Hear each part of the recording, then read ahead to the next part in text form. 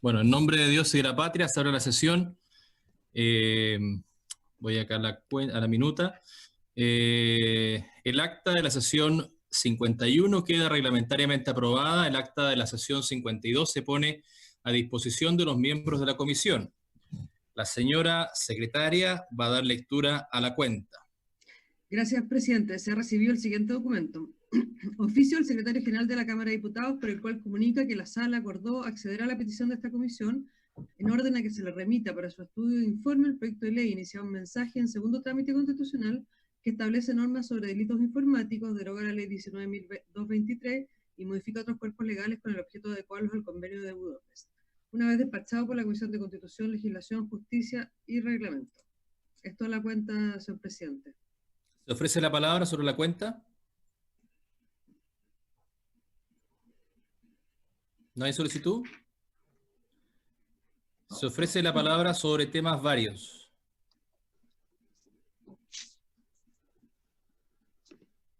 ¿No hay solicitudes tampoco? Muy bien.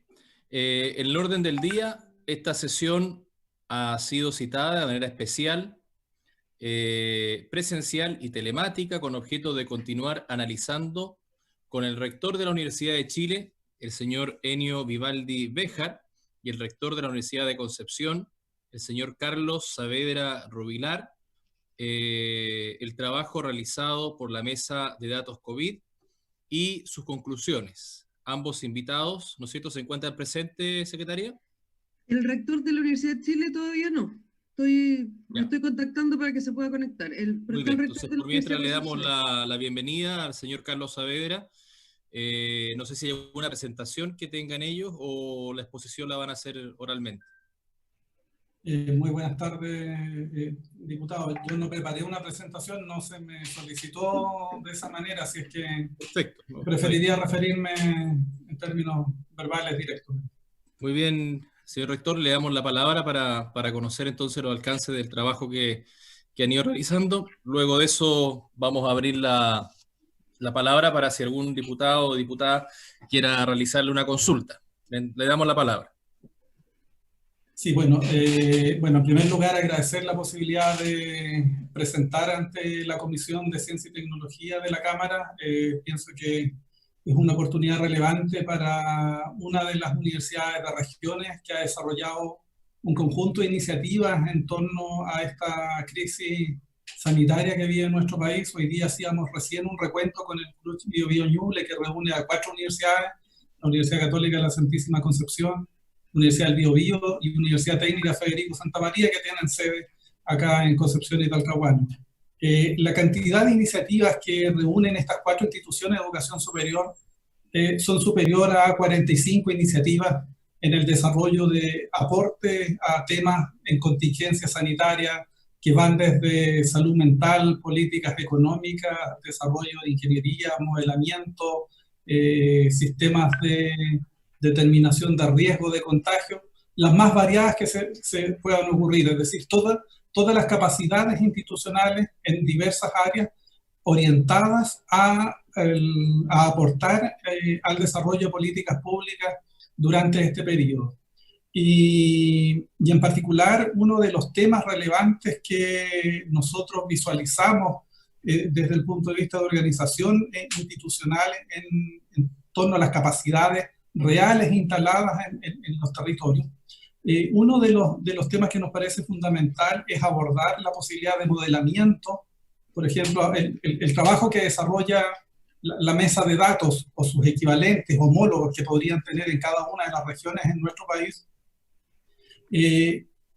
Cuando ese trabajo se desarrolla, ¿no es cierto?, de análisis y elaboración o modelamiento a partir del uso de datos, se contextualiza a partir del conocimiento del territorio. Y este es uno de los temas que nosotros hemos planteado durante este tiempo, que es la oportunidad, ¿no es cierto?, de hacer uso de todas las capacidades científicas y tecnológicas distribuidas a lo largo de nuestro país. Chile ha construido una institucionalidad de ciencia y tecnología, yo diría en forma sistemática, a partir del año 80 en adelante, y si uno se remonta un poco más hacia atrás, hasta el año 67, a partir de la creación de la Comisión Nacional de Ciencia y Tecnología, hoy día la ANIM. A partir, en ese periodo se ha construido, ¿no es cierto?, una base científica tecnológica distribuida, donde en cada una de las regiones de nuestro país existen capacidades específicas que, al considerar o al desarrollar un único ente de trabajo, de procesamiento de datos como el que se está haciendo en términos centralizados en nuestro país, pensamos que desaprovecha o desatiende esas capacidades distribuidas en el país. Y allí, entonces, resulta tremendamente relevante, ¿no es cierto?, el poder poner atención a esas capacidades instaladas adicionales. En particular, nosotros en las 4 universidades que le mencionaba el Consejo del CRUCH Biobío Ñuble, en las 4 hay capacidades para desarrollar distintos tipos de tareas en estas tareas de modelamiento a partir del conocimiento del territorio. Aquí es donde yo quiero poner énfasis, presidente, es en el sentido del conocimiento del territorio.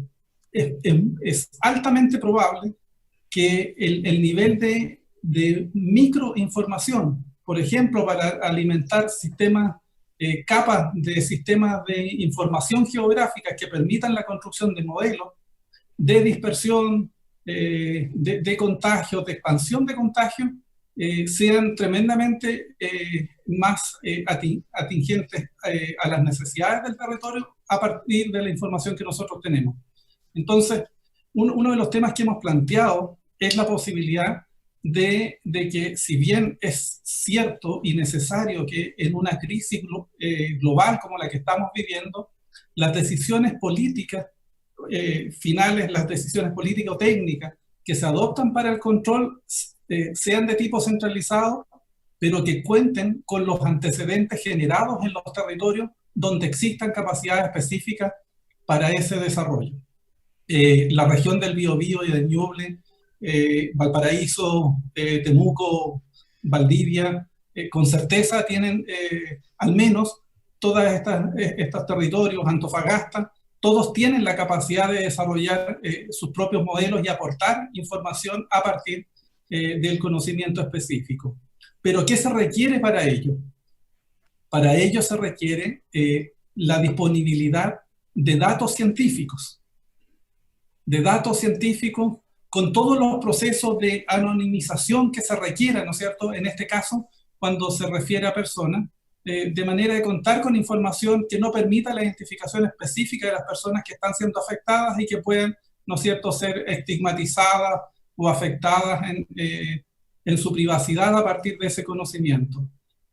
Hoy día existen herramientas científicas que permiten esa anonimización de las personas y, por lo tanto, debiese haber una mayor disponibilidad de datos. Esto ya no lo hemos dicho nosotros, ¿no es cierto?, no lo ha dicho solo la comunidad científica. Recientemente también lo declaró el Consejo para la Transparencia, indicando precisamente que existen estas oportunidades.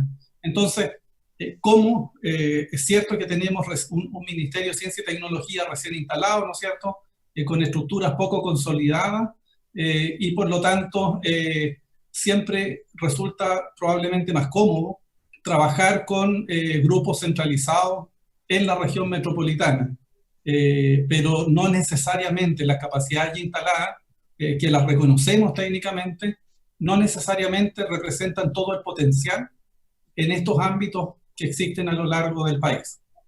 Yo en una primera ronda de opinión plantearía más bien estos aspectos, es cómo enriquecemos. Y aquí quiero que se entienda muy bien, lo que se está planteando no es un conflicto, ¿no es cierto?, con la región metropolitana. Si la pregunta es cómo construimos mejores políticas públicas a partir de la capacidad científica tecnológica distribuida y del conocimiento del territorio. Muy bien. No sé si quiere acotar algo más o abrimos una ronda de preguntas. Yo no, en esta parte no. Si hay preguntas podría comentar más, digamos. Bueno, abro entonces el debate de las preguntas. No sé si algún diputado quiere tomar la palabra. El diputado Toá está pidiendo la palabra. Diputado Tomás, tiene la palabra. Gracias, presidente. Saludar a el rector de esa gran universidad de la región del Biobío. Y,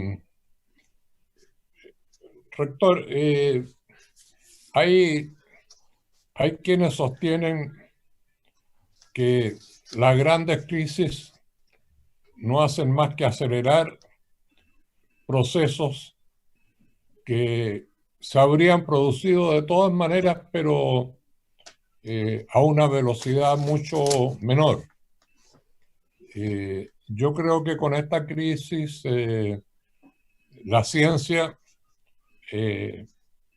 por obligación, ha sido reconocido como un elemento fundamental para poder dar una contribución significativa al control de esta pandemia. En el caso de la ciencia, ¿usted piensa que era un camino que ya estaba en curso y que esto lo va a acelerar? En particular, en lo que tiene que ver con investigación asociada a la medicina nuclear, etc. La segunda pregunta que yo le quería hacer, tengo entendido, y incluso lo hemos conversado personalmente, que a propósito de esta situación se ha constituido una red, o no sé cuál será el nombre exacto, de universidades y centros de investigación para coordinadamente aportar elementos que contribuyan a la solución de este problema. Yo quería preguntarle si en tiempos anteriores a la pandemia, en el caso de lo que se está haciendo junto con el Ministerio de Ciencia, si esta red universitaria y de centros científicos existía antes o estos hechos precipitaron esa necesidad. Otra cuestión que yo quería consultarle, voy a hacer 4 preguntas, pero después no hago más. Sí. Es si este ejercicio que se ha tenido que hacer por parte de las universidades tienden a confirmar la eficacia de la acción interdisciplinaria. Tengo entendido que por lo menos la biología y las matemáticas han tenido que sumar esfuerzos para poder hacer algunos cálculos, proyecciones del desarrollo de la pandemia. Pero en general, ¿usted siente que esa acción interdisciplinaria existe naturalmente o que existe un cierto grado de segregación entre lo que hacen distintos centros de investigación? Y lo último, rector, sí, naturalmente que si lo quiere contestar sí, y si no, por lo menos yo lo entiendo muy bien. Dentro de las políticas de ahorro fiscal, que son perfectamente entendibles, se ha incluido la suspensión de las becas Chile para posgrado por un periodo determinado. Yo en lo personal pienso que si no había una cosa donde no había que cortar era justamente en esto, porque estamos viviendo en la práctica hoy la importancia que tiene tener un universo de investigadores y de científicos con el mayor nivel de formación posible. Eso, presidente, muchas gracias. Muy bien, me dicen que el rector Vivaldi tenía problemas de conexión, pero están ahí ayudándole en informática para poder ingresar. Yo quisiera sumar, bueno, encuentro que el punto que hace el diputado Toá respecto de la oportunidad que es el poder, ¿no es cierto?, a través de las crisis, tener, ¿no es cierto?, un aceleramiento del trabajo, o lo que se está haciendo, que quizás en otros momentos sería más lento. Yo quisiera, bueno, también sumarme a ese punto, pero también consultarle, rector, respecto de la información. Hace poco tuvimos al ministro de Ciencias, quien nos señalaba que tenían una base de datos que entregaban a través de la información que le daba el Ministerio de Salud. En lo particular, creo yo que hay que hacer un avance más y ser más propositivos para poder entregar esa información, pero quiero preguntarle si esa información ha sido suficiente, si a ustedes le ha servido esta información, y también qué opinión le merece el Fondo de Investigación Científica que anunció el gobierno la semana pasada. Vamos a hacerle varias preguntas para que tome nota, luego para responderlas globalmente todas. Tengo petición de palabra del diputado Rosas.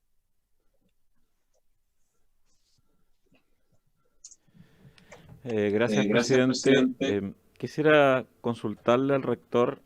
Él mencionó los modelos de dispersión de contagio, que es un tema importante para nosotros como país, debido a que este es un virus que no se conoce mucho su accionar, cómo se dispersa, y no se conoce mucho particularmente cómo ocurre eso en invierno, en el invierno chileno, dado que el comportamiento en el hemisferio norte fue saliendo del invierno. Por lo tanto, no tenemos información fidedigna acerca del comportamiento, la profundidad de la infección, los grados de dispersión y las complejidades que ocasionan pacientes, entrando a un invierno como el nuestro, teniendo en cuenta además otro fenómeno que nosotros vivimos y que probablemente no lo viven en Europa de la forma que lo vivimos, sobre todo en las regiones del sur, el tema de la contaminación, que es otro factor agregado.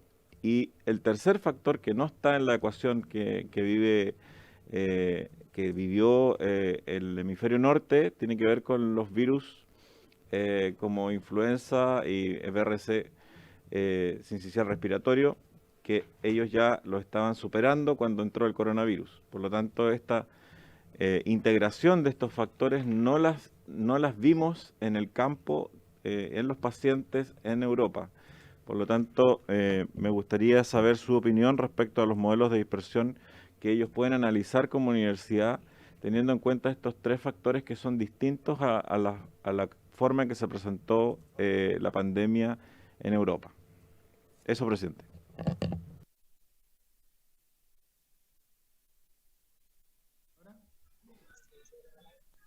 No sé, secretario, si usted tiene alguna petición, ¿no? Sí, acá hay otra petición de la diputada. No la veo, no sé qué diputada. Diputada Pérez. Diputada. Bueno, primero quiero saludar a los integrantes de esta comisión. Yo vine de invitada, ¿no? La verdad es que me alegré mucho cuando vi al rector de la Universidad de Concepción, que también es de mi zona, por cierto, estudié ahí. Y me alegra también ver al diputado José Toá, ¿cierto? Jaime Toá, y que estemos tratando estos temas que sin duda son importantes para el país. Yo creo que acá hay muchos trabajos que son necesarios instalar, y uno de esos es la ciencia y la tecnología. La Universidad de Concepción ha venido haciendo un trabajo importante junto al gobierno regional. Don Jaime Toá lo sabe muy bien porque fue incluso intendente, y tratamos de instalar lo que era justamente la ciencia, la biotecnología, con un centro de ciencia, hoy día pensando en un PACIT, en el Parque Científico Tecnológico, ¿ya? Y en recursos. Pero claramente eso sigue siendo insuficiente. Entonces mi consulta al rector es justamente qué cree usted que pudiéramos desde la legislación apoyar el promover más instancias de investigación para estas materias hoy día de la pandemia del COVID, pero al año ya 2016 veníamos hablando de que debíamos trabajar polos, por ejemplo, y el doctor Kalecki en su momento también lo habló, de buscar centros de vacunas, y estuvo a la disposición de nuestra región de ofrecerse para un centro, un polo de vacunas, y hoy día quizás podríamos estar en una condición distinta justamente en esta materia de investigación. El conocimiento se debe compartir no solo a nivel nacional, sino obviamente internacional, y yo creo que nos falta mucho como país, pero sin duda las universidades creo que pueden hacer un tremendo aporte, y ahí mi consulta es justamente cómo desde este Congreso podemos apoyar y promover a través, lo habíamos conversado con el presidente Karim Bianchi hace un tiempo atrás, de cómo poder apoyar también desde esta instancia esos procesos que hoy día la situación que se encuentra en nuestro país en materia de coronavirus, pueden permitir abrir esas puertas que probablemente por materias de recursos o falta de visión no hemos podido instalar en nuestro país. Y yo creo que es algo muy importante, y por eso celebro que hoy día se esté escuchando a distintos rectores de distintas casas de estudio, pero instalarlo como una política pública abierta a la investigación, al desarrollo de estas materias, de vacunas, de desarrollo en la salud, del polo de desarrollo en la salud, lo hemos hablado, la Universidad de Concepción con el hospital regional, un polo. Entonces, ¿cómo somos capaces de distribuir el conocimiento a nivel nacional, distribuirlos territorialmente desde el aporte que pueden hacer las propias casas de estudio? Muchas gracias, señor presidente.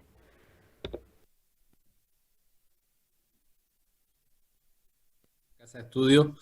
Y para nosotros es fundamental eso también, que como visión de la comisión podamos tener no solamente centralizada la ciencia en Santiago, en el centro del país, sino que también nos parece fundamental la opinión y el trabajo que se puede desarrollar en las distintas regiones. Yo creo que la ciencia tiene que ser vista desde esa visión global que sobre todo las universidades tienen que impulsar en las distintas regiones. Entiendo que se ha sumado también el rector, ¿no es cierto?, Vivaldi. Le damos la bienvenida a la comisión. Partimos hace un rato, su colega de la Universidad de Concepción dio una exposición y bueno, le hicimos varias preguntas. Yo no sé, señora secretaria, si le damos espacio para responder o le damos espacio al rector Vivaldi para exponer. No sé qué será más prudente. La verdad es que se le puede olvidar las preguntas al rector. Sí, le damos entonces espacio al rector de la Universidad de Concepción para que nos pueda dar respuesta a las preguntas, y después continuamos, ¿no es cierto?, para darle espacio también para que nos indique las acciones que están realizando al rector Vivaldi. Le damos la palabra a don Carlos.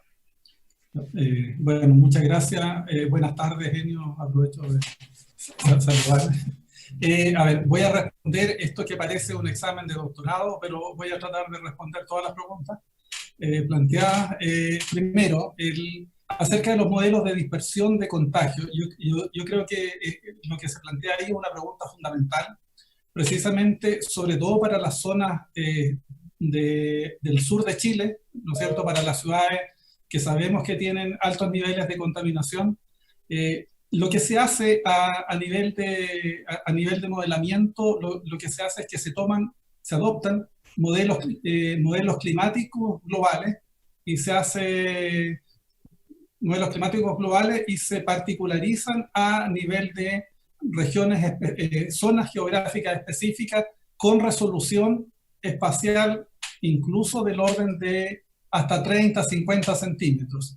En la región del Biobío en particular estamos trabajando con el Ministerio de Salud, no con un modelamiento de tan alta resolución, pero sí del orden de 100%, donde cada píxel es del orden de 100% metros.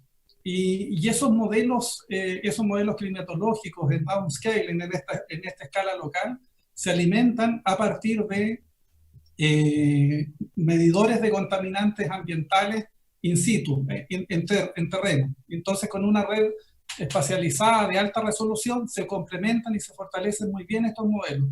En Concepción llevamos 2 años y medio trabajando en esto ya, y ya hay un resultado que se le entregó el Ministerio a la Seremi regional, donde precisamente estos modelos permiten estudiar la dispersión de contaminantes y por lo tanto entender aquellos virus que se propagan en el material particulado, ya que se acompañan a material particulado. En particular en COVID-19 o en SARS-CoV-2, todavía COVID no están completamente caracterizados, pero si uno asume que tiene algún tipo de similaridad con los otros, estos modelos de dispersión le pueden ayudar para entender, ¿no es cierto?, cómo se pueden distribuir a partir de estos modelos climatológicos globales. Se puede hacer, por supuesto. Esto, como decía, hay empresas a nivel internacional que lo hacen hasta escalas de 30 por 30 centímetros, básicamente para estudiar dispersión de bombas sucias, ¿no es cierto?, bombas nucleares sucias en ciudades de alta habitabilidad. Pienso que sí se puede hacer y existen capacidades tecnológicas instaladas para ello. Existen distintos grupos de investigación. En la Universidad de Chile está el Centro de Clima y Resiliencia, en Concepción está instalado en la Facultad de Ingeniería, y existen otros grupos más que también pueden trabajar en este ámbito. Acerca de la crisis como oportunidad para el desarrollo científico-tecnológico, lo que hemos visto, y aquí yo quisiera hacer énfasis en cómo las universidades del Consejo de Rectores, del CRUCH en general, han desplegado todas sus capacidades científicas, tecnológicas, y han derivado su actividad normal hacia el desarrollo de políticas públicas. Yo diría en forma tremendamente generosa. O sea, por ejemplo, esta red de laboratorios que se ha instalado a nivel nacional, ¿no es cierto?, que con apoyo del Ministerio de Ciencia y Tecnología y del ISP se acreditaron una cantidad importante de laboratorios de investigación para transformarlos en laboratorios clínicos, es decir, usar las capacidades instaladas, tanto en infraestructura como en recursos humanos en las universidades, y apoyar en caso de déficit en cada una de las regiones para hacer caracterización de personas contagiadas. Ese es un ejemplo, pero hay decenas de otros ejemplos en los cuales se ha trabajado en colaboración y ha habido esta migración, como les decía, desde actividades de investigación a estas otras actividades de apoyo. Pero también hay distintos grupos que han desarrollado actividades de mayor, de más larga data. Lo que estamos hablando acá son desafíos que son más bien temporales, que son relevantes para políticas públicas y para apoyar en estos tiempos, pero lo que muestra eso es la relevancia que tiene que tiene contar con una capacidad científica tecnológica instalada de alta capacidad. Esa migración, los grupos que ustedes vieron compitiendo en los desafíos para el desarrollo de los respiradores, esos son desafíos básicamente tecnológicos. Es producir en muy corto tiempo un prototipo de un dispositivo con formato de producto que esté listo para ir hacia una línea de producción. ¿En cuánto tiempo? En 3 a 4 semanas, desarrollos que sin esta urgencia podían haber tardado entre 6 meses y un año. Entonces, equipos trabajando a alta capacidad, y son esos equipos humanos que tienen la capacidad de derivar hacia estas necesidades específicas del país. Pero aquí aprovecho de conectarlo precisamente con este concurso que invita a NID hace poco, ¿no es cierto? Este concurso de proyectos de hasta 90 millones de pesos por un año. ¿Es una buena noticia? Sí, hay que decirlo, es una buena noticia porque básicamente genera un reconocimiento a todos estos grupos que desarrollaron estas capacidades, apoyaron el desarrollo de políticas públicas y desviaron su atención. ¿Es suficiente? Definitivamente no. ¿Por qué? Porque aquí necesitamos abordar temas de país de más largo plazo.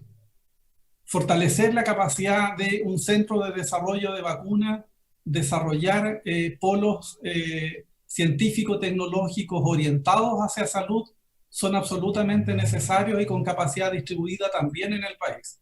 Y allí los fondos y los montos son de otros órdenes.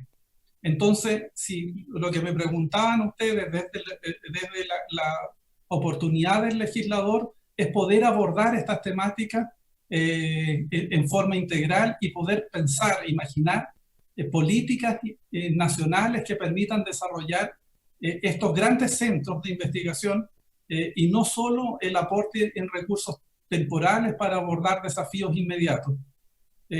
Tenemos las capacidades para desarrollar vacunas, probablemente no con la velocidad que lo están haciendo otros países, pero hay experiencias previas que nos permiten mostrar que si invertimos en el largo plazo, vamos a tener capacidad instalada en el país. Allí probablemente el doctor Vivaldi, más desde su experiencia en el área médica, podrá complementar en estos temas. Y por supuesto, muchos de los desafíos de largo plazo que están aquí, o los desafíos de análisis hoy día, de entender contexto del desarrollo de esta pandemia, requieren del trabajo interdisciplinario. Absolutamente. O sea, para hacer modelamiento matemático, por ejemplo, de fenómenos, de estos fenómenos de propagación y dispersión de virus, básicamente uno podría pensar que son solo matemáticos o solo ingenieros que puedan trabajar en esto. Pero cuando uno tiene que incorporar la información de contexto, los aspectos socioeconómicos, factores antropológicos, culturales, que en los contextos, cuando incorporan variables de territorio, por supuesto que se entiende que se requiere incorporación de personas del ámbito de la sociología, del trabajo social, y de otras diversas disciplinas que nos permitan, ¿no es cierto?, generar estos modelamientos efectivos que permitan adoptar decisiones en conocimiento del territorio. Creo que uno de los últimos temas que se me preguntaba es si estamos de acuerdo o no con la suspensión de becas, o sea, la necesidad de desarrollar capacidades, ¿no es cierto?, de mantener la formación de recursos humanos en nuestro país. Es claro que el desarrollo de largo plazo en nuestro país depende fuertemente de la capacidad o de los recursos humanos altamente especializados. Es muy tentador pensar que uno puede suspender, ¿no es cierto?, las becas temporalmente porque hay poca posibilidad de viajar durante este año, y yo pienso que ese no debió haber sido uno de los elementos de decisión, porque quienes postulan a estas becas lo hacen en un programa de trabajo de largo tiempo. O sea, probablemente llevan años preparándose para esta oportunidad, personas que consiguieron las oportunidades, que se han recibido en otras universidades en el extranjero, y tal vez lo único que debió haberse diferido es el inicio de estas becas y no esta suspensión del concurso de este año. Haber simplemente diferido el inicio de sus actividades. Creo que con eso abordo razonablemente bien los puntos que estaban planteando. Muchas gracias, rector. En el mismo tenor que hemos comenzado con usted, queremos darle la palabra a don Ennio Vivaldi, recordando que en el orden del día el objeto que tenemos es ver el trabajo que se ha realizado por la mesa COVID, sus conclusiones, y también hemos abordado un poco las oportunidades que surgen a través de esta crisis, de cómo poder ir desarrollando la ciencia, el rol de la universidad, las políticas públicas, y queremos consultarle a usted, rector, cómo ha sido este trabajo, si se ha escuchado, ¿no es cierto?, la voz de la ciencia, de los científicos, si la información recibida por usted para tomar decisiones, para poder aportar, ha sido la óptima. Queremos conocer esas impresiones. Le damos la palabra a don Ennio. Oye, en primerísimo lugar, mi más doliente excusa, porque realmente yo estuve puntualmente a la hora y se produjo un caso insólito, digamos, como se comunicó cuando hubo el apagón de Nueva York hace décadas atrás, un acto de Dios, porque se acumularon demasiadas cosas imposibles, y por eso que estoy llegando atrasado, pero lamento infinitamente no haber estado presente en la presentación que hizo el rector de la Universidad de Concepción. Y bueno, como dicen los psicoanalistas, las malas acciones tienen su propio castigo en las consecuencias. El haberme perdido la presentación ya es el castigo suficiente. Entonces, si quieren, para ser más eficiente, puedo pasar a compartir pantalla si se me autoriza. ¿Puedo? Sí. Sí, perfecto. Quizás antes de eso, como yo creo que aquí hay dos preguntas clave, y es, ¿los científicos están recibiendo la información que necesitan? Dos, las conclusiones a las cuales lleguen y las propuestas que hacen, ¿son escuchadas y son implementadas? Creo que esas son las dos preguntas clave. Voy muy brevemente porque muy probablemente muchas de las cosas que están en mi diapositiva fueron dichas ya por Carlos, ¿ya? Y así que voy a ir rápidamente y posteriormente podemos hacer un foro como por lo que escuchaba de respuestas que estaba dando Carlos, la inquietud iba más allá, y yo feliz con él de contestar, digamos, las preguntas que ustedes quieran. Entonces voy a ver si puedo compartir pantalla. ¿Ya? ¿Estamos ahí? Sí. Acá la vemos por lo menos. Ahora sí, ¿ya? Ahora estamos a pantalla completa, perfecto, excelente, ya. ¿Listo? Entonces, vamos a ir. Entonces, la mesa de datos. Organizar y hacer accesible a equipos de científicos información relevante acerca de la pandemia y contribuir a la toma de decisiones basadas en evidencia. Se agrupa a quienes requieren datos para análisis científico, a quienes los producen, ya expertos o los levantan, ya expertos en el procesamiento y análisis de los mismos. Esto es importante de por sí. Yo creo que aquí hay que destacar que se está generando con esta iniciativa de la mesa de datos un espacio de articulación entre la academia con expertos de diversas universidades y centros del país, por una parte, y el gobierno con su Ministerio de Ciencia y Tecnología y de Salud, y eso de por sí ya es un hecho para tenernos felices. El principal generador de datos, sin duda, que es el MinSal, pero ojo, hay muchas otras fuentes de información altamente relevantes, por ejemplo, como voy a mostrar, la Subsecretaría de Telecomunicaciones. De hecho, una de las cosas importantes que contribuyó a programar las acciones en España fue el que las 4 compañías de celulares estuvieron dispuestas a dar en forma anonimizada ya los datos que permiten ver el movimiento de las personas a través de la ciudad. Los requerimientos de datos. Entonces, los integrantes de la mesa discutieron cuál sería la información más útil para el análisis que contribuyeran a toda la toma de decisiones y solicitaron datos desagregados. Como todos sabemos, datos agregados, desagregados significa con un mayor nivel de detalle o agrupados. Entonces, mientras más granulares los datos, ya más relevantes son para poder hacer un modelamiento. ¿Ya? Es distinto saber el número, cualquier número, si se da por país, por región, por ciudad, por comuna, por barrio, etc. Y eso es altamente relevante. Evidentemente, mientras más desagregados los datos, más riesgo corre el anonimato de esos datos, pero perfectamente bien se puede llegar ahí a un punto intermedio que satisfaga ambos requerimientos. Ejemplos de datos que uno puede querer: número de contagiados, pacientes hospitalizados, unidades de cuidado intensivo, pacientes de unidad de cuidado intensivo, pacientes que requieren ya ventilación mecánica, etc. Hacemos datos de que los datos relevantes no provienen solamente, como ya dije, del sector salud. Por ejemplo, la información georreferenciada anónima que pueden apartar las empresas de telecomunicaciones puede ser clave para modelar la dinámica de propagación del virus. Mientras más desagregados los datos, los modelos son más útiles y confiables y se pueden generar mejores aproximaciones, por lo que se ha ido pasando de nivel nacional y regional al comunal. Hay que avanzar al nivel, ojalá, de barrio, unidades territoriales más pequeñas, siempre resguardando, como decíamos, la privacidad y los derechos de los pacientes. Y lo que sí es verdad es que el avance hacia los niveles de desagregación fue más lento de lo que nosotros habíamos esperado, pero está ocurriendo y confiamos en que va a seguir ocurriendo. Los datos de salud combinados con los de telecomunicación y transporte entregan evidencia de cómo se despliega la pandemia en la ciudad, especialmente si se quiere hacer seguimiento de contacto y aislamiento o cuantificar mejor el impacto de las cuarentenas u otras medidas. Destacamos también que la mesa se ha constituido como un espacio de encuentro técnico y comunidad científica, ayudando a la coordinación de la iniciativa y compartiendo el conocimiento, fomentando la interacción entre los centros. Eso siempre es bueno. O sea, perdonen, pero no puedo dejar de decirlo porque creo que uno está en falta como rector de una universidad si no lo dice. Pocas ideas más absurdas que las universidades vamos a ser mejores universidades mientras más rivalicemos y más compitamos. Eso es estrictamente falso, porque la ciencia siempre ha sido un tema precisamente de todo lo contrario, de la complementariedad. Ya uno en un experimento determinado, en alguna parte se hace la parte morfológica, en otra parte se hace la parte funcional, en otra parte la parte informática. Por lo tanto, la ciencia es una cuestión de complementariedad y de cooperación por sobre todo. Y creo que ese solo hecho ya es interesante cómo se han ido vinculando entre sí institutos que están trabajando en temáticas semejantes.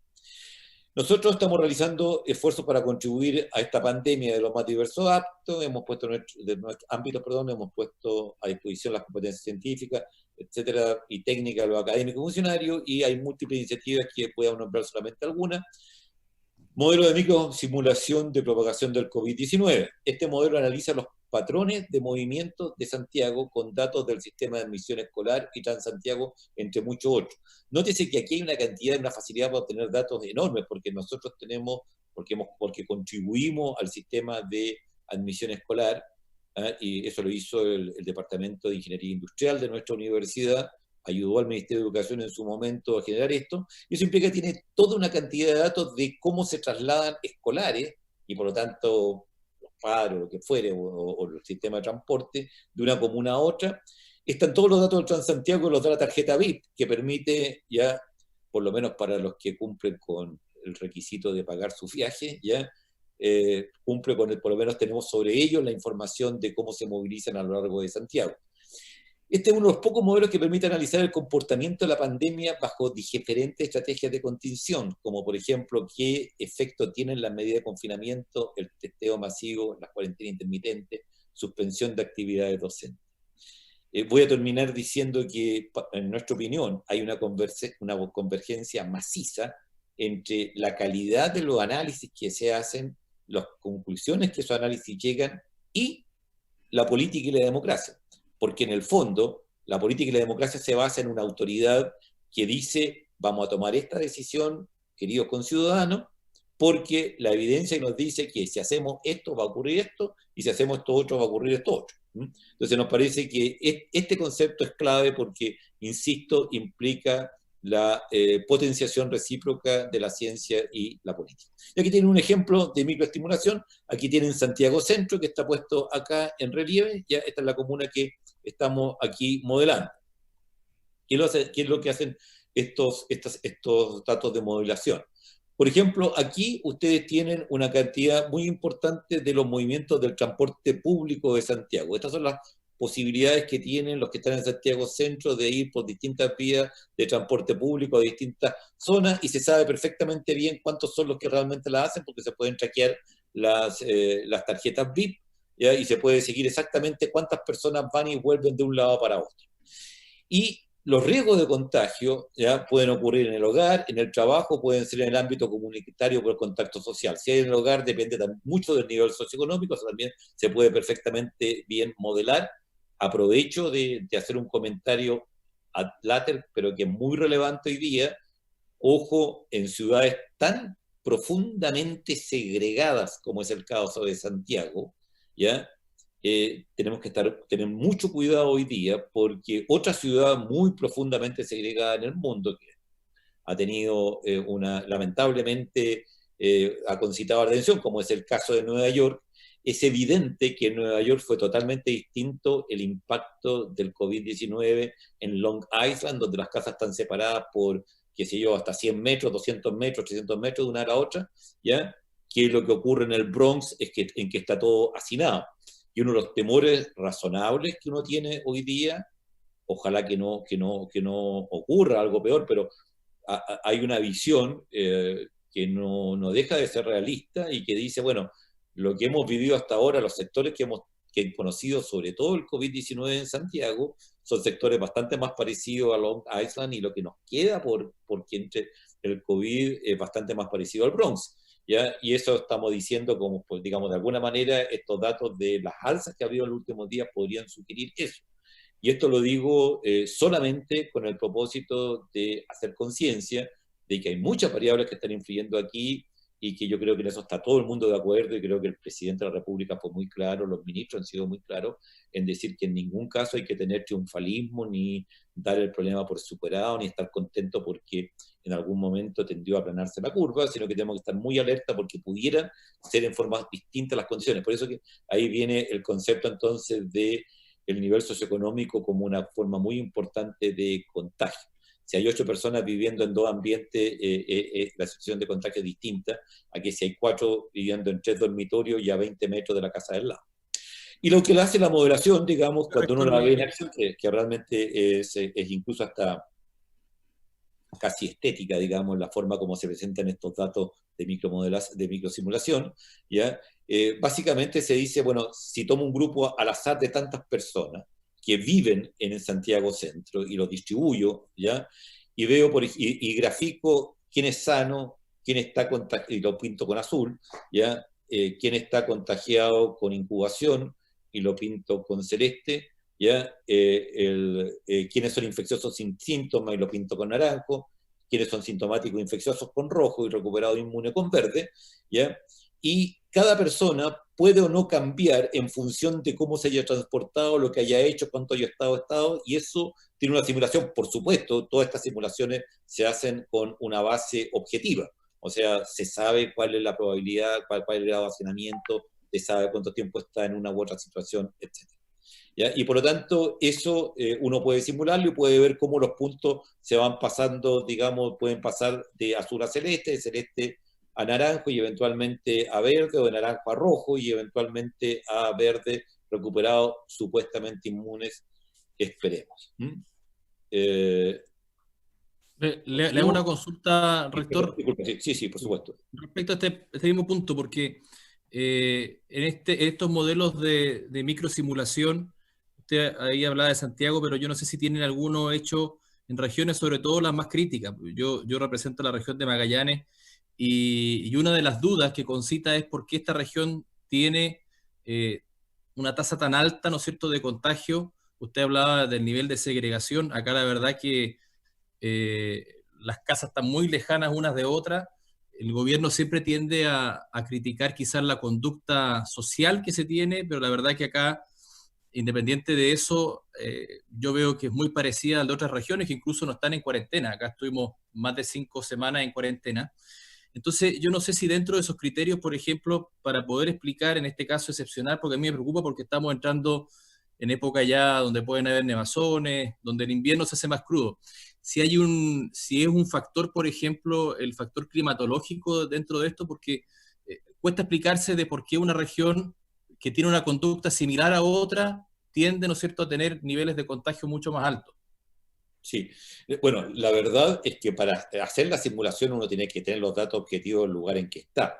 Ya tiene que partir de la base de cuáles han sido las tasas que se han visto. O sea, el R, que la letra simboliza la capacidad de reproducción que tiene la enfermedad de un individuo a otro.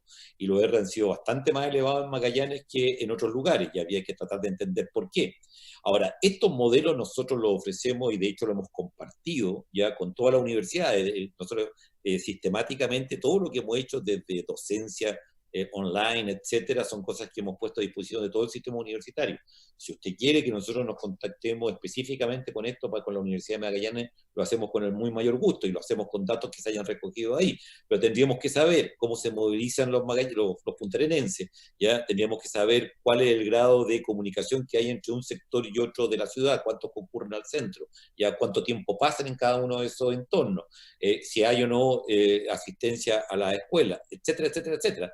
Y aterrizando con los datos con los cuales podemos contar, evidentemente que que se puede contribuir con el modelo de microsimulación.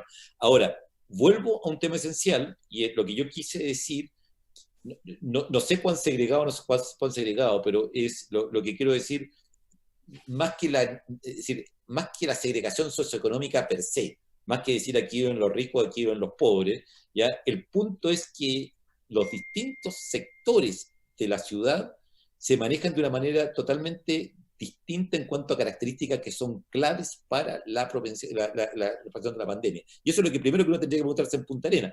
Si hay sectores de Punta Arenas en que hay mucho hacinamiento, en que las casas son contiguas, en que hay mucho más visitas del vecino al otro, etcétera, ¿ya? Y con respecto a otros sectores es claramente un factor a considerar cuando uno analiza qué es lo que va a pasar en Punta Arenas. Pero lo que yo quería enfatizar es que en Santiago los sectores que han sido más afectados, y es probablemente por una razón muy obvia, porque los sectores en los cuales llega gente que tuvo oportunidad en el verano de viajar a otras partes, al viajar a otras partes tuvo el riesgo de contraer la enfermedad, al volver a Santiago a sus casas desarrolla la enfermedad. Y esa gente ya habitualmente es del mismo sector, que es el sector más acomodado de Santiago, en que las condiciones de hacinamiento son mínimas comparadas con el resto, ¿ya? Y en que las condiciones, hay una cantidad de otros factores protectores, como decimos en medicina, o sea, que disminuyen el riesgo.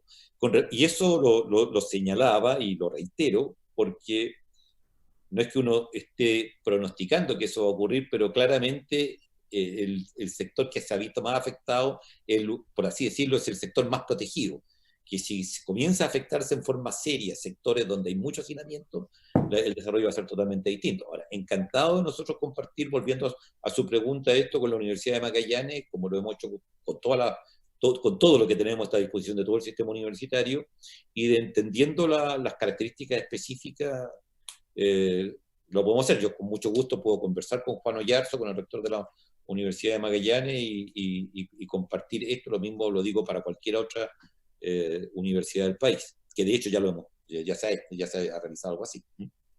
No sé si contesto la...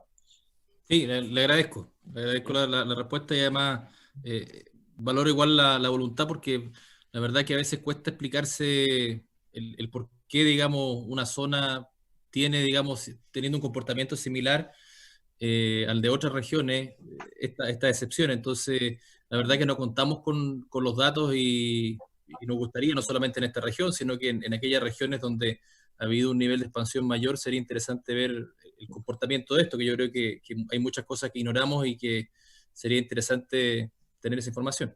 Sí, otra cosa a propósito, perdona, de eso, las características intrínsecas, ya nosotros también tenemos un estudio, porque tenemos un proyecto grande que tiene que ver con los genomas de humanos y de distintas especies a lo largo de Chile, ya, que son genomas, la mitad del proyecto es en humanos, y la otra mitad en las más diversas especies de los reinos animal y vegetal, si se quiere decir así, ya, y con toda esa infraestructura que hay, uno hace análisis de secuenciales del ARN, porque estos son virus de RNA, ya, del ARN de los virus, y ahí uno puede detectar distintas variantes, cepas, y es una cosa que también estamos estudiando y que también podría, de alguna manera, uno hipotetizar, estoy hipotetizando, que pudieran haber variantes distintas que hayan llegado a distintos lugares y que se expresen en distintos grados de virulencia. La palabra virulencia, ustedes saben, no se usa por virus, pero es perfectamente válida en este caso. Bien, ¿le parece? ¿Estamos? Sí, no sé si algo más que agregar o no, voy a seguir.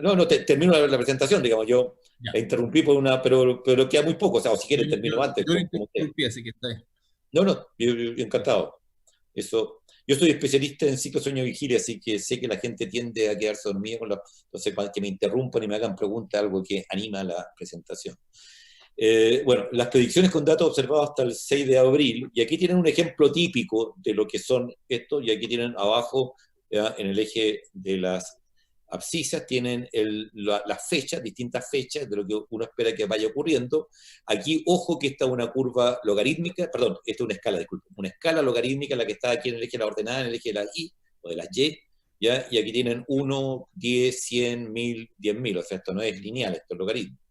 Y ustedes pueden ver cómo cambia drásticamente la expectativa de lo que va a ocurrir en función del análisis que hacíamos antes, si es que uno considera distanciamiento social y cierre de colegios, y si uno en este otro escenario considera una cuarentena total de la región metropolitana, ¿ya? Estos serían los valores esperados. Y como ejemplo de otras alternativas, de las miles que puede tener una autoridad para implementar, aquí se supone que se agrupan las comunas en 6 zonas definidas por los servicios de salud metropolitanos. Hay 6 servicios de salud en la región metropolitana. Entonces, se decide que para una zona se activa o se desactiva la cuarentena con un umbral que es de 5 por cada 10.000 habitantes. Cuando el número de contagiados activos se presume que es de más de 5.000, se instala la cuarentena. Cuando baja de 5, perdón, disculpe, cuando sube de 5 por cada 10.000 habitantes, se instala la cuarentena. Cuando baja de 5 por cada 10.000 habitantes, se suspende la cuarentena y se retorna esto. Y uno se puede plantear, y esto es lo que se llama el escenario de cuarentena intermitente, que lo deja relativamente establecido. Entonces, durante los periodos sin cuarentena se mantiene distanciamiento social y cierre de colegios como en el escenario 1. Entonces, muy interesante, no voy a mostrar los datos, el análisis completo se hizo llegar al gobierno recientemente, creo que hoy día o ayer, pero por ejemplo las cosas que uno puede modelar, uno dice, bueno, en una cuarentena intermitente, ¿dejo o no dejo que los niños vayan al colegio cuando estamos sin cuarentena? Y uno puede perfectamente bien modelar cuáles van a ser los efectos diferenciales. De hecho, los periodos sin cuarentena se van a cortar si uno deja que los niños vayan al colegio, porque más rápidamente van a volver al umbral de 5 por cada 10.000. Pero uno puede perfectamente bien modelar qué es lo que pasa si uno toma una u otra alternativa. Los diseños de estrategia también para el testeo masivo, voy a ir muy rápido, ya se ha trabajado en conjunto en la técnica que se llama pool testing, que optimiza la posibilidad de considerar un número importante de personas, digamos, por ejemplo, en lugares como lugares en que se concentran ancianos, etcétera, uno puede muy rápidamente con unos pocos test, por ejemplo, definir que no hay infectado en esa zona o ser mucho más eficiente en implementarlo. Esto existe una propuesta para implementarlo en pilotos, como decía, de hogares, y es posible que se implemente por equipo médico en el hospital de Ñuble, lo cual permite tener una cobertura mucho más amplia de saber lo que está pasando. Ya es una forma de optimizar la información para tener datos sobre más personas. La capacidad de personal clínico, eso también es súper importante tener presente, como hay muchas personas que por motivo que por diversos motivos clínicos ya se reduce la posibilidad de contagio por la planificación de turnos, por el testeo, el uso de la protección del personal, y hay un diseño arquitectónico de los consultorios que propuso la Facultad de Arquitectura que tiende a disminuir drásticamente los contactos con potencialidad contagiosa entre los pacientes entre sí y los pacientes con el personal. Hay otro, por ejemplo, se puede modelar todo, o sea, uno puede modelar la demanda de camas básicas que va a haber, de camas críticas y ventiladores mecánicos con cada una de estas medidas que se instauren. De esta forma uno puede, eso permite la planificación, la distribución de recursos, lo que decía delante, la secuenciación del RNA para identificar el genoma del virus. ¿Ya? Hoy se entregó el prototipo de ventilador mecánico diseñado con hoy día entregamos los prototipos de ventiladores. Esto es lo que me confundí, estaba comenzando a hablar delante. Ya hay una plataforma que se llama TeleUCI, y aprovechando el hecho de que hay mucho personal que está obligado a no asistir por cuanto está bajo sospecha de contagio, ¿ya? O que por motivos etarios tienen por sobre la edad en que pueden estar transitando por los hospitales, ¿ya? Estos intensivistas que están en cuarentena por este momento de TeleUCI pueden estar permanentemente monitoreando lo que está pasando con pacientes en lugares que no tienen el personal, no tienen mucho personal capacitado. Entonces, si hay un hospital, de hecho nosotros, por ejemplo, instalamos como Universidad de Chile, mandamos gente al Hospital de Padre Las Casas, que estaba recién instalado y no tenía adiestramiento en UCI, para que hicieran ese adiestramiento, pero si en cualquier lugar faltaran médicos especialistas, perdón, ya perfectamente bien por telemedicina de cualquier otro lugar en que hubieran médicos que no estuvieran trabajando en los hospitales se podría implementar. Conclusiones: el modelamiento permite no solamente hacer predicciones, sino evaluar y comparar distintas medidas que pueden tomar las autoridades. ¿Qué pasaría si decretamos una cuarentena total, parcial o ninguna? ¿Qué efectos se esperaría de un retorno a clase? ¿En qué medida distintas actividades laborales y escolares conllevan traslados de personas entre distintos sectores de la ciudad? ¿Cuál sería el costo-beneficio de testeos progresivamente más masivos? ¿Ya? Cuanto más información obtenemos, por ejemplo, con más testeo, también se puede modelar eso. Las predicciones pueden referirse tanto al efecto que una medida tendrá en la salud de la población, como a partir de los datos complementarios, el impacto que tenga en la economía. De eso no hablé nada, ¿ya? Pero evidentemente es obvio que uno también puede tomar, mire, si yo hago tal o cual medida de cuarentena o no cuarentena, la economía aquí y allá, este tipo de empresas, industrias, etcétera, se van a ver afectado diferencialmente, y el impacto que va a tener en la microeconomía, en la macroeconomía, va a ser tanto y cuanto a tanto tiempo, etc. Todo esto se puede modelar con una mesa de datos. Y por último, pensamos que esta línea de trabajo representa una convergencia de, por una parte, ciencia y técnica, y por otra, política y democracia. Con la información que les proveen los investigadores, las autoridades nacionales y locales pueden, uno, tomar decisiones con fundamentos explícitos. Estoy decidiendo esto por este fundamento. Y lo que es más importante, explicar a la ciudadanía por qué sus decisiones es instructivo, ¿ya? Y eso los médicos lo sabemos muy bien. uno nunca debe decirle al paciente haga esto, siempre tiene que explicarle ya de una manera que sea comprensible por qué se le están dando las indicaciones que se le están dando, y eso es lo mismo que se espera de una autoridad, sea del gobierno nacional, sea una autoridad local o sea lo que fuere, con respecto a las indicaciones que se dan. Eso y muchas gracias. Gracias, rector. Vamos a abrir la ronda de preguntas. No sé si alguien desea hacer alguna consulta. Soledad, no sé si tienes alguien con la palabra pedida. El diputado Diputado Torrealba Torrealba está levantando levantó la la mano. El diputado Toa también. Diputado Torrealba primero, después el diputado don Jaime Toa. Gracias, presidente, y gracias a don Enio y don Carlos por estar en esta comisión. Y solo preguntarle con respecto, más allá de lo que se ha hecho, ¿cuál creen ustedes que es la evaluación? Si es positiva, si es negativa. Yo me imagino que, dados los resultados que ha mostrado el país con respecto a la crisis, la verdad es que objetivamente uno podría decir de que vamos bien, que evidentemente no hay que cantar victoria, de que no hay que caer en triunfalismo, pero creo que hasta el momento se ha hecho bien. No sé cuál es la evaluación de usted, dado los datos que tenemos hoy día, que evidentemente que todos los días, cada vez que tenemos un reporte nuevo del COVID-19, salen muchas opiniones, pero la verdad es que yo creo que esto es una lucha de mediano plazo y por lo tanto uno debería evaluarla de esa forma y no con respecto al día o al resultado del día de los casos. Dejarle esa pregunta a ambos. Bien, le doy la palabra. Después, don Enio, vamos a responder todas. Para sumar, el diputado Jaime Toa le va a hacer una consulta. Tiene la palabra. Gracias, presidente. Gusto saludar a rector Vivaldi. Muchas gracias por la información tan valiosa.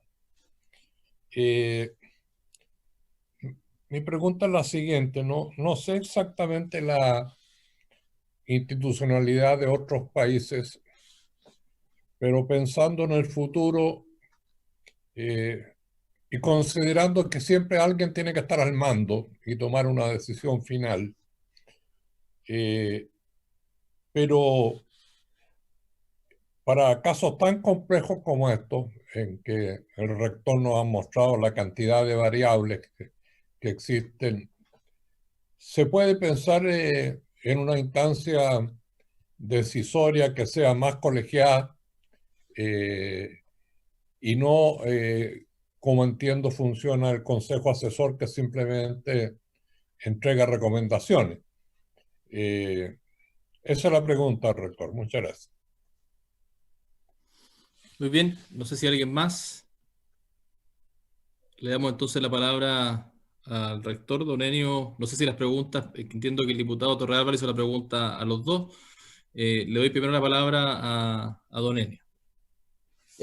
Muchas gracias. Sí, a ver, yo creo que yo destacaría algunas cosas de Chile. Lo primero, si se trata de sentirme orgulloso por algo, si me disculpan, no es exactamente el tema que estamos tratando, pero yo haría notar, por ejemplo, que el desarrollo de la informática en la universidad chilena es notable.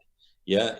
Siento y creo que las universidades hemos jugado un tremendo rol en el desarrollo de la informática en el país, mucho más que cualquier otro sector.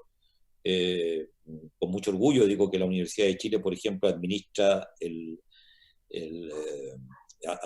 dominio de Internet del país, que yo creo que ocurre eso en muy pocos países.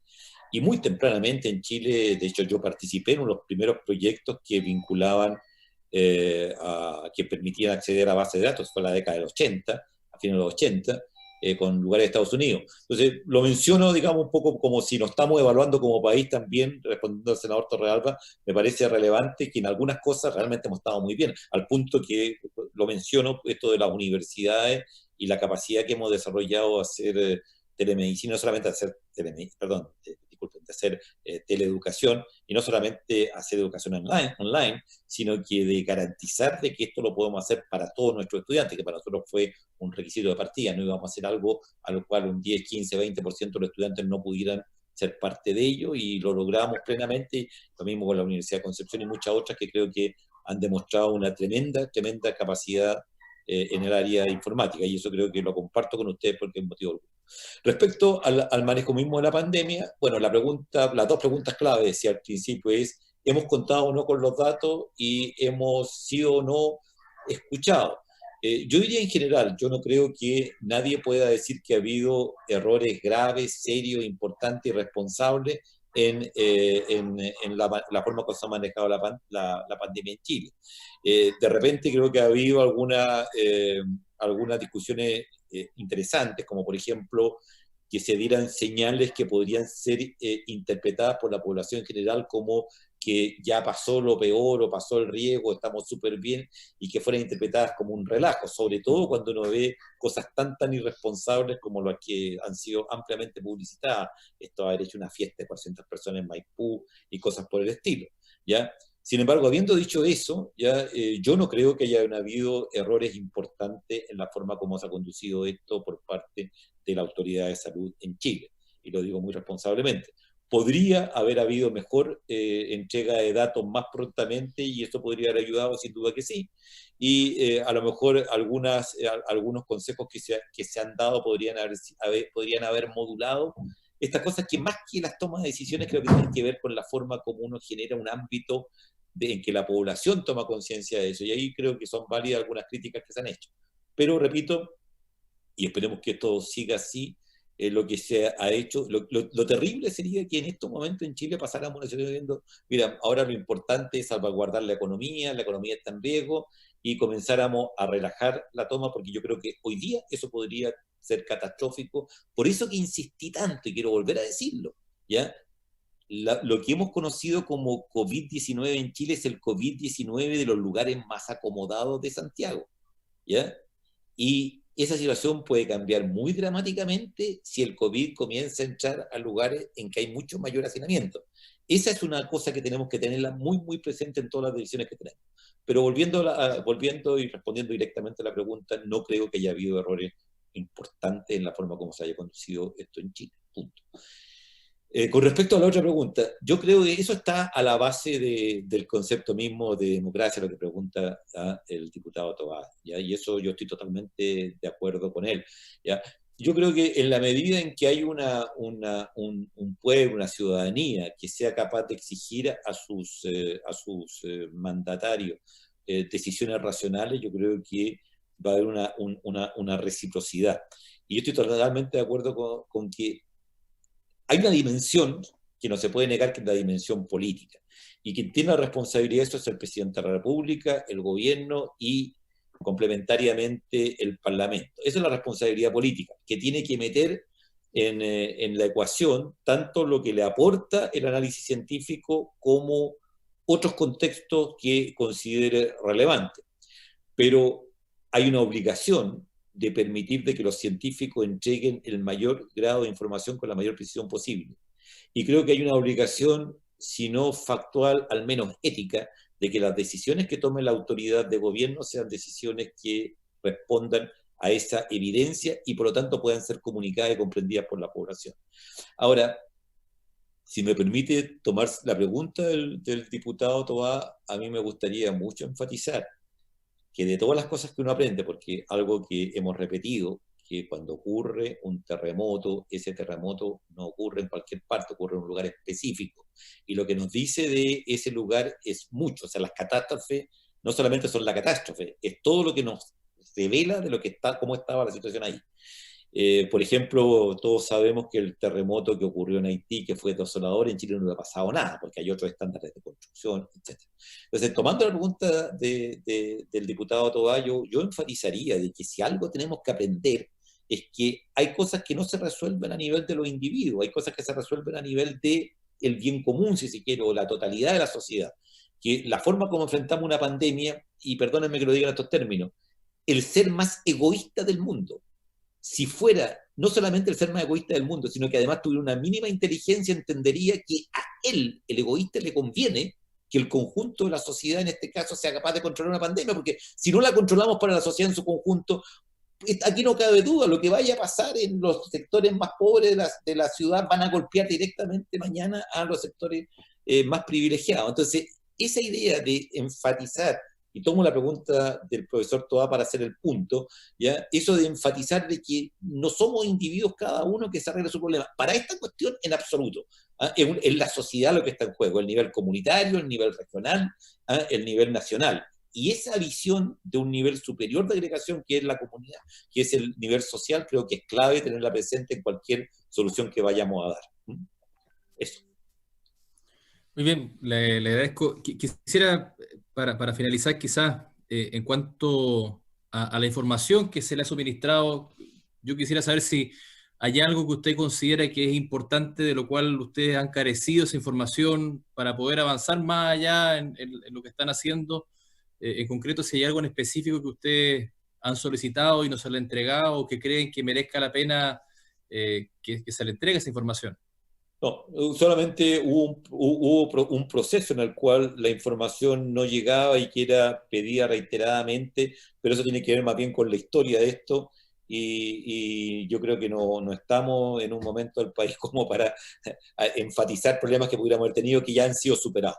Yo creo que en gran medida hoy día, con el trabajo que han hecho en conjunto el MinSal y el Ministerio de Ciencia y Tecnología, creo que estamos en una situación en la cual efectivamente podemos disponer de datos. Por mucho tiempo parecía difícil conseguir los datos anonimizados de las compañías de telecomunicaciones.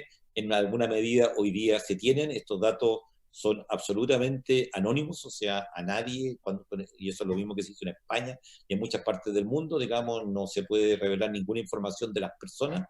Lo mismo ocurre con las tarjetas VIP y con todo eso, ¿ya? Pero eso fue clave en un momento dado para poder perfeccionar los métodos.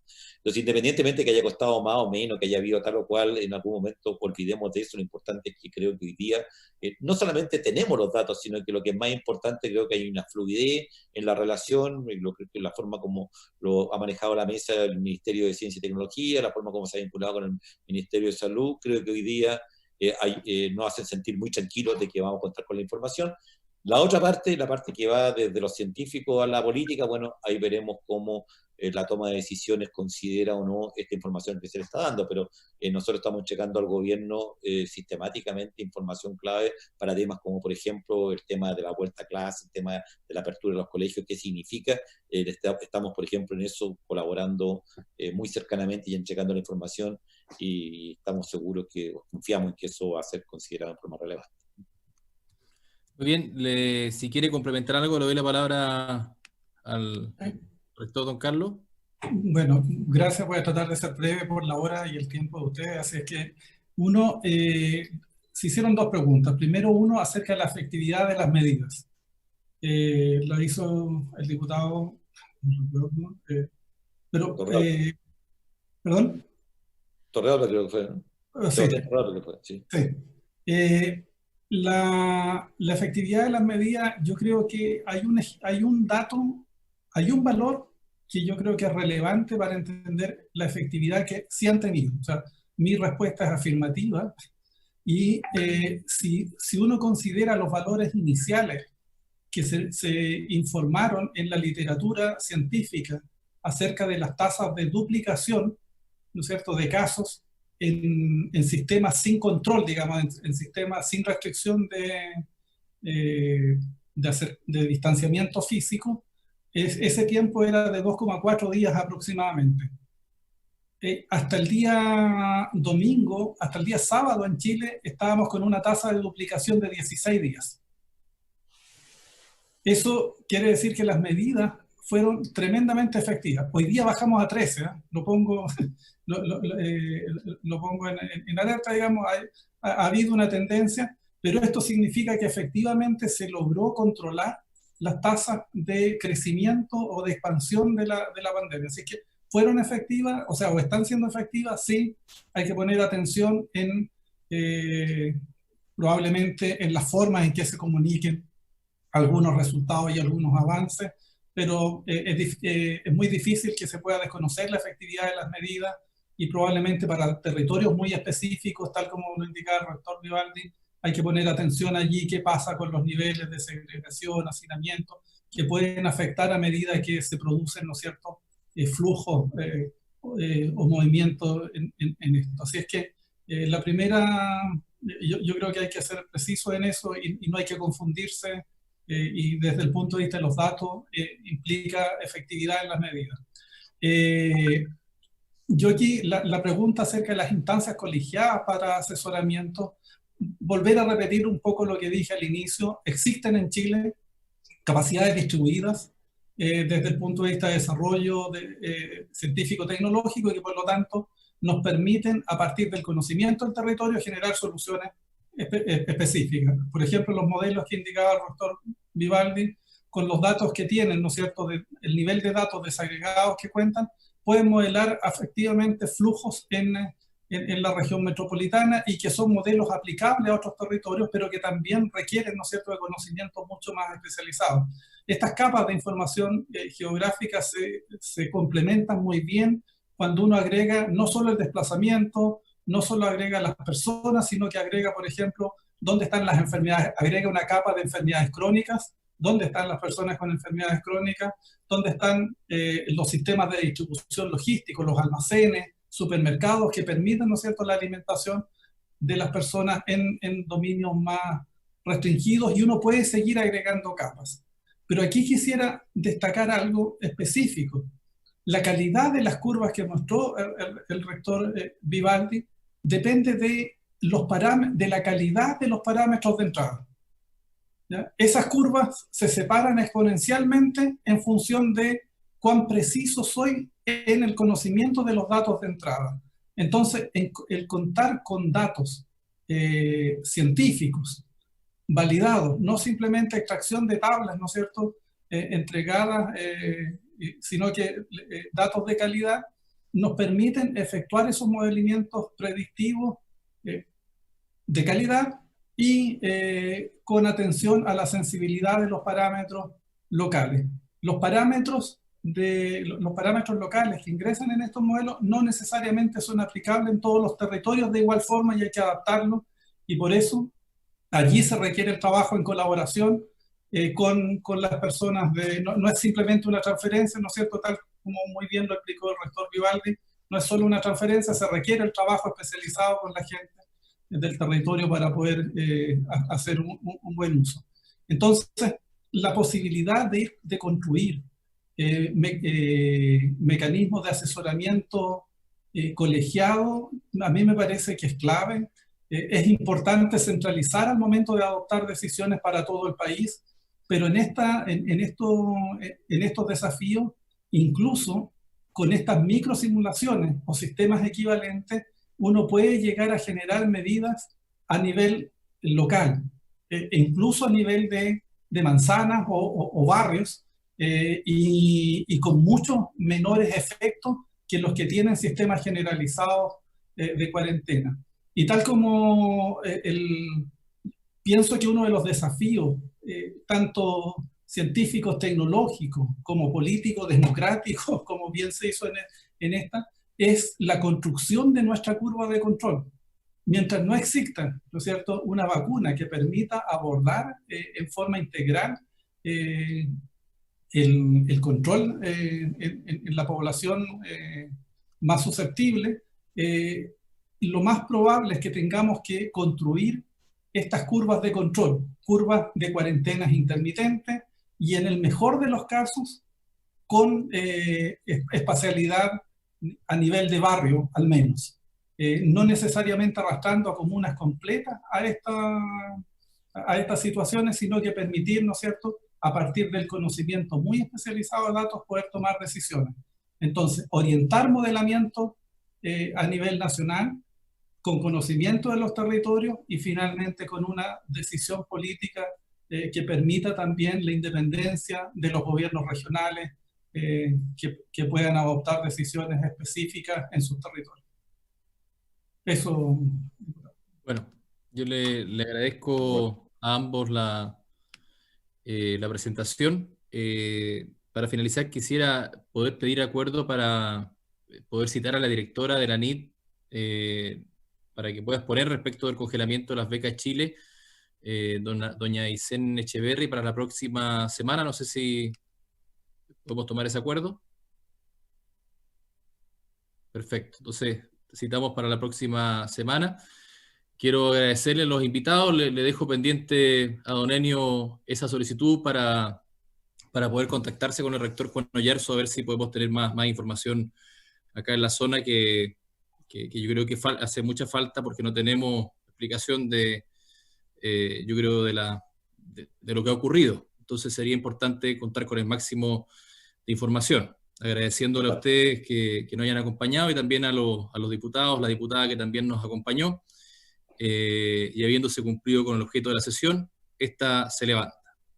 Muchas gracias. Muchas gracias a todos. Chao, Carlos. Nos vemos. Chao, que estés muy bien. Muy bien. Gracias.